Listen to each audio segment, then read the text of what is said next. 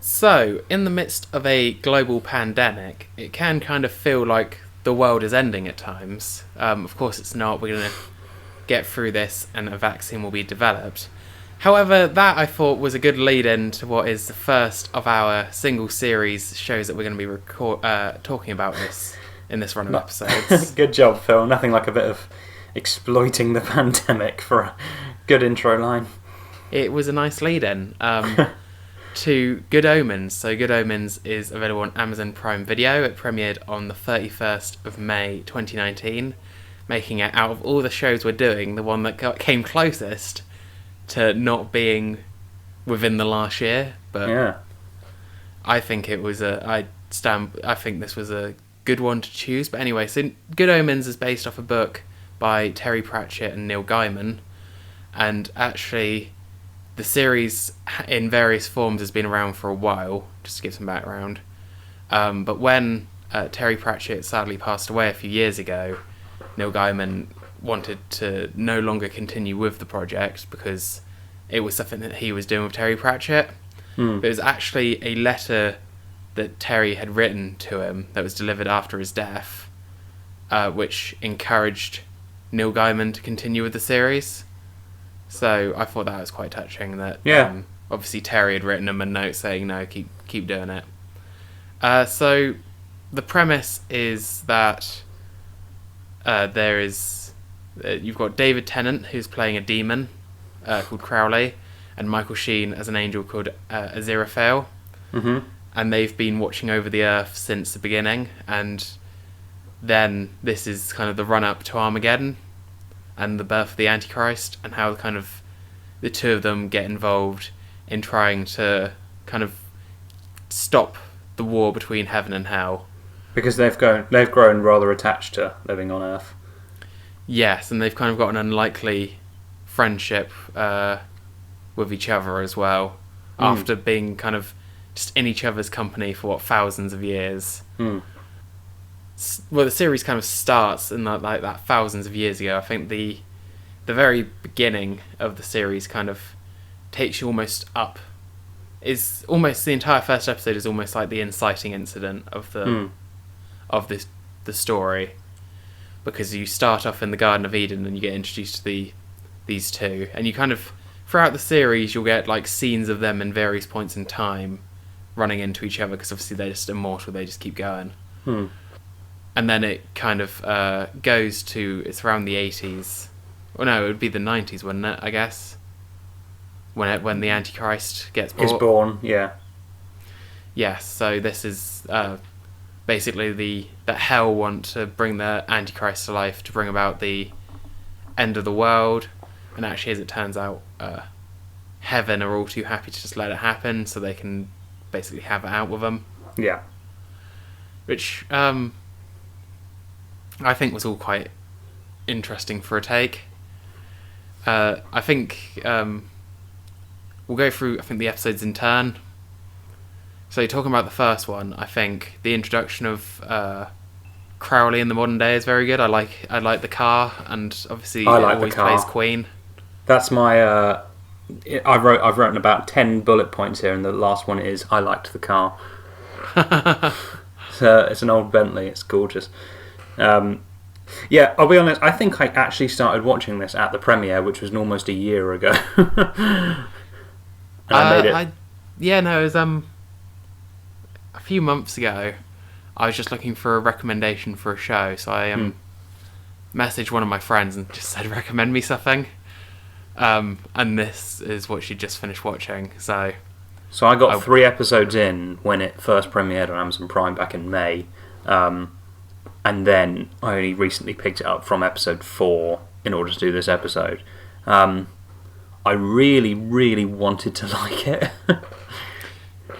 I think the first... I do get what you mean. The first 3 episodes I found were actually quite hard to get through.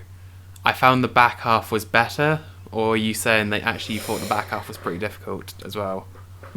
I think, maybe slightly better on the back half, but I don't know. The main problem for me was the production value was kind of below sketch show.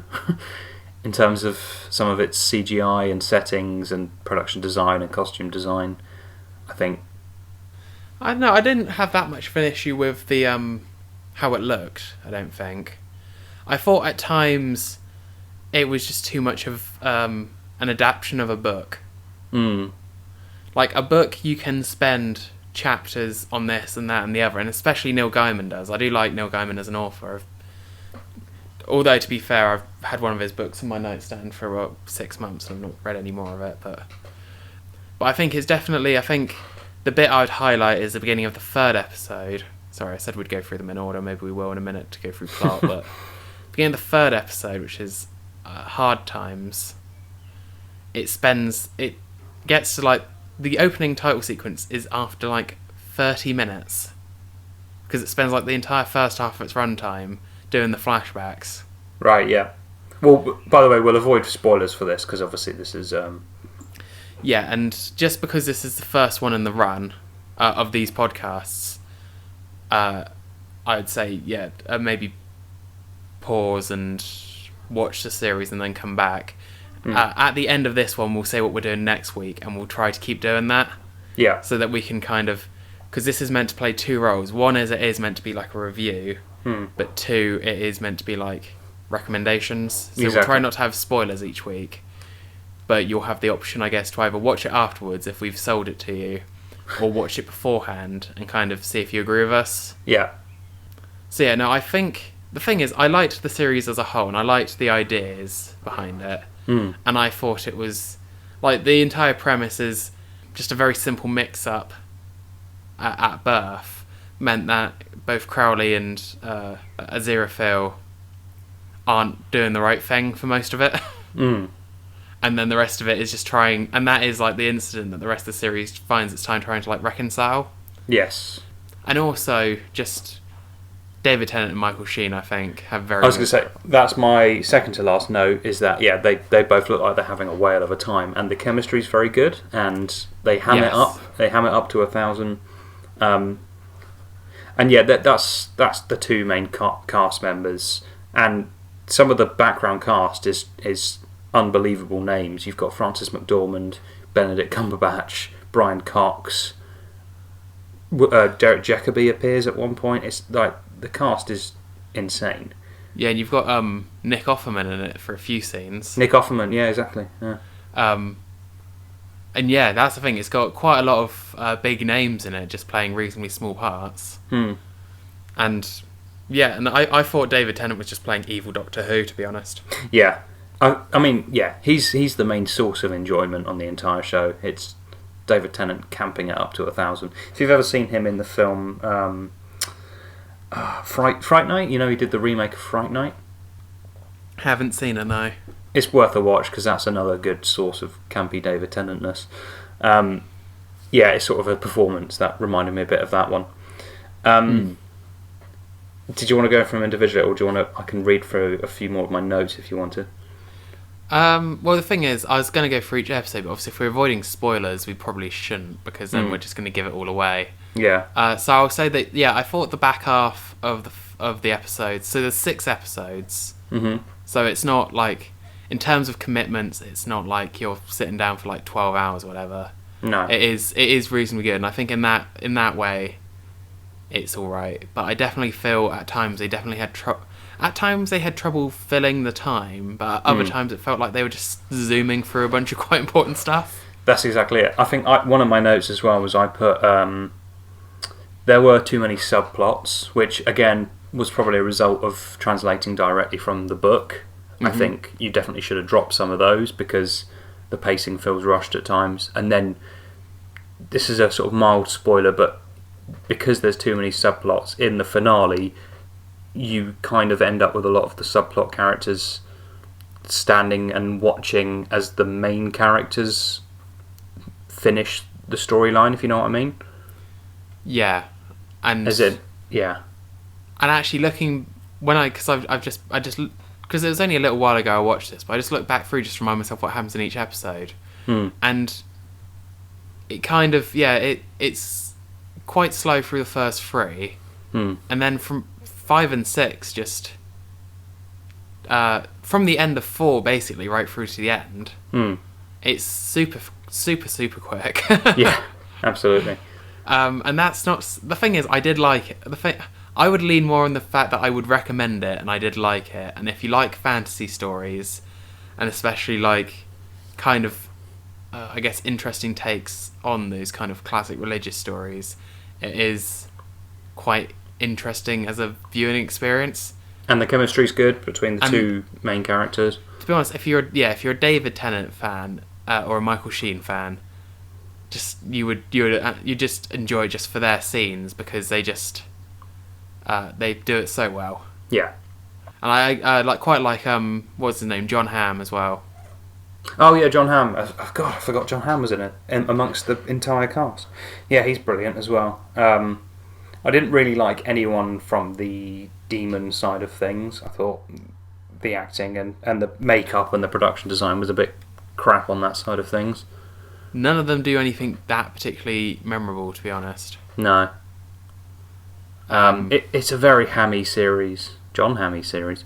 I think what I found interesting was that this went to Amazon in the end, whereas I think it might have actually been tighter and possibly better if it went to a studio like Netflix.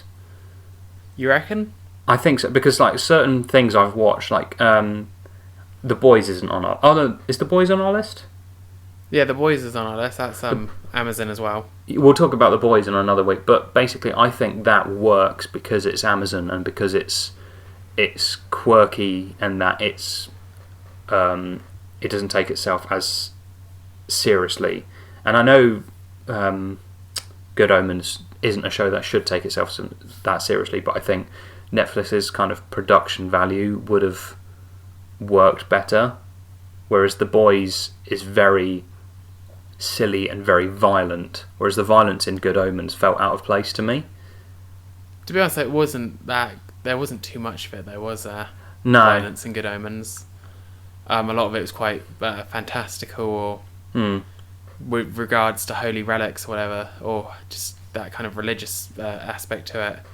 Yeah, so like I see what you mean. It's interesting, and I wonder if that comparison will come up again, because I think through this we've got seven episodes signed up.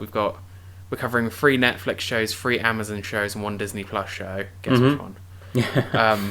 It will be interesting actually to see whether High School Musical, the series is the answer to that question.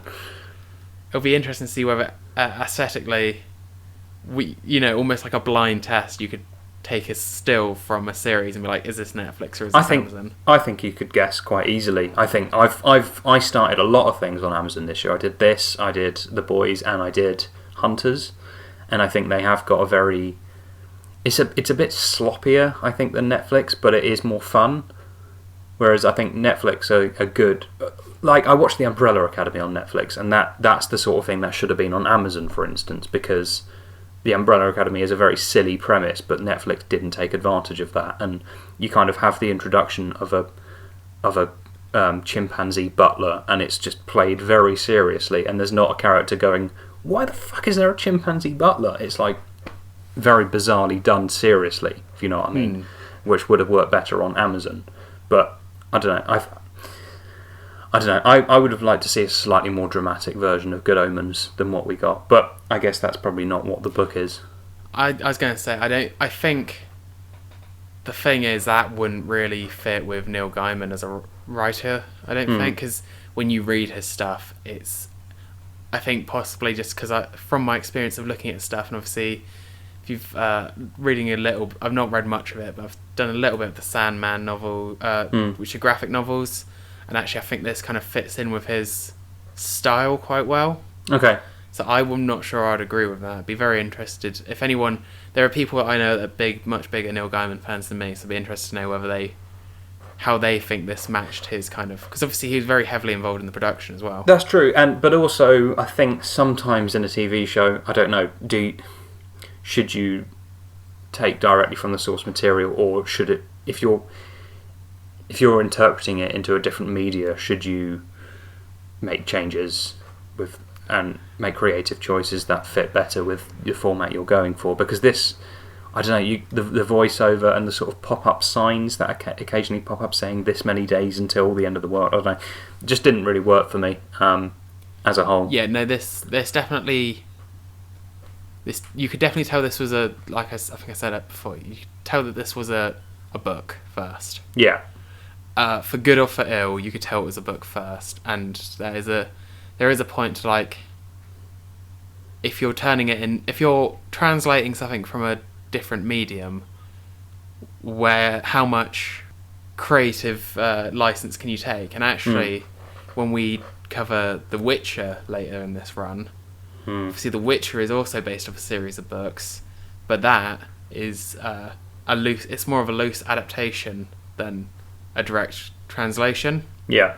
Because I've not read The Witcher, but I remember watching The Witcher and then talking to one of my friends who'd read the books, and he was like, "Oh, and they changed this, and changed this." Good. He wasn't really that happy with it, and I was like, "Oh, okay." Yeah, I think you can't just put a book on screen. Fantastic Beasts cough. It's just, yeah, you need to sometimes take creative liberties.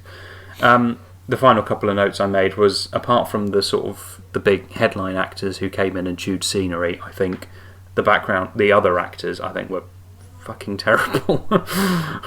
Oh, really? What, even like the big name ones? No, I said aside from the sort of scenery chewing big name ones, I think like the older witch hunter stood out for me. The other demon that kept chasing up David Tennant, I just thought the performances were so crap. And unfortunately as well, you do hinge on the fact that one of your B plot stories revolves around child actors as well, and I don't think any of those were particularly great. I'm not just having an easy dig here. I think you can get, like, Stranger Things, that stuff, I think pulled it off, that you can put children on screen and have them being compelling characters and well acted. But this, I don't know, I think very cheesy. Jack Whitehall was a supporting character in this. Yeah, and I'm going to be honest with you, I didn't actually realise he plays both the Descendant and the older person. Yeah, exactly. Until quite some way in, and I was suddenly like, oh yeah. But yeah, there are some bizarre creative choices in this. But you probably will enjoy this if you're a David Tennant fan, and you can overlook some of the production value. There's another show that came out that reminded me a lot of this that also had Nick Offerman in it. It was called You, Me and the Apocalypse. I don't know if you ever saw it. No. I think it's all on Now TV. It's got a very similar vibe to this. So, I mean, maybe check both out, because I think You, Me and the Apocalypse pulled it off slightly better. I think it was a Sky production, and the whole, I don't know, it just worked a little bit better for me. Yeah, well, I think this is quite interesting, because I would recommend this, but I think you would not recommend it, but so I think we're pretty close to the middle, aren't we? Yeah, which we usually end up anyway. Yeah, no, but it's I think it's possibly good that this has ended up being the first one we've covered, because it's not one where we're just agreeing or just either completely trashing or completely praising the entire time. This one is one where, you know, it might be worth your time, it might not. It depends if, from what we've described, whether that seems like your kind of show. Yeah. But yeah, that's available on Amazon Prime UK video. Absolutely. Service. The full title, please.